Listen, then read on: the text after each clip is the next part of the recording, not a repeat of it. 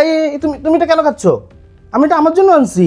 তুমি আমার জন্য আনো নাই? না আমি তো খেতে পারি না মাঝে মাঝে। তোমার মাঝে মাঝে যে রান্না হয়, রান্না একদমই মজা হয় না। তখন রান্না অনেক না রান্না মজা হয়, কিন্তু মাঝে মাঝে খেতে ভালো লাগে না, এই জন্য এটা এনেছিলাম, আমি এটা দিয়ে খাবো। তুমি কোথা থেকে আনছো এটা? কোনো মেয়ে নিশ্চয় তোমারে দিছে? না আমি এটা ফুড দোকান থেকে আনছি, ইলিশের আচার, অনেক মজা, আমি অনেক রিভিউ দেখছি এটার।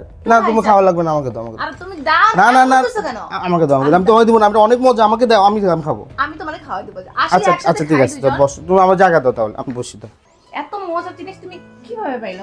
দামও তো দেখলাম বেশ রিজনেবল। আমি তো এই জন্য খেয়ে এটা দিতে এক প্লেট ভাত আর নেই খাওয়া ফেলেছি। এটা ভালো কথা বলছো, তাই না? আরে শোনো না, একটা মজার কথা বলি। আমি যখন এটার রিভিউ দেখতেছিলাম, ইলিশের আচারের কথা শুনে ফার্স্টে আমার অনেক হাসি আসতেছিল, ইলিশের আবার কিভাবে আচার হয়, বাট জিনিসটা খুব ভালো। দেখছো ভাতের কালারটা দেখছো?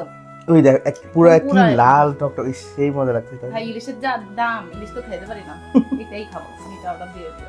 আচ্ছা, রমজান মাসে আব্বু কিন্তু খাইতে পারে না তো ভালো মতো, আব্বুর জন্য কিন্তু এটা পারফেক্ট, বুঝছো? এটা অর্ডার দিয়ে দিও। অর্ডার দিয়ে দেবো, ঠিক আছে, ওকে। যারা খাবার খাইতে অনেক প্রবলেম হয় তারা কিন্তু এটা অর্ডার দিয়ে দিবে। খুবই বেস্ট একটা সলিউশন আপনাদের ফিরে আনার জন্য। দেখেন না আমি কিন্তু খাইতেছি।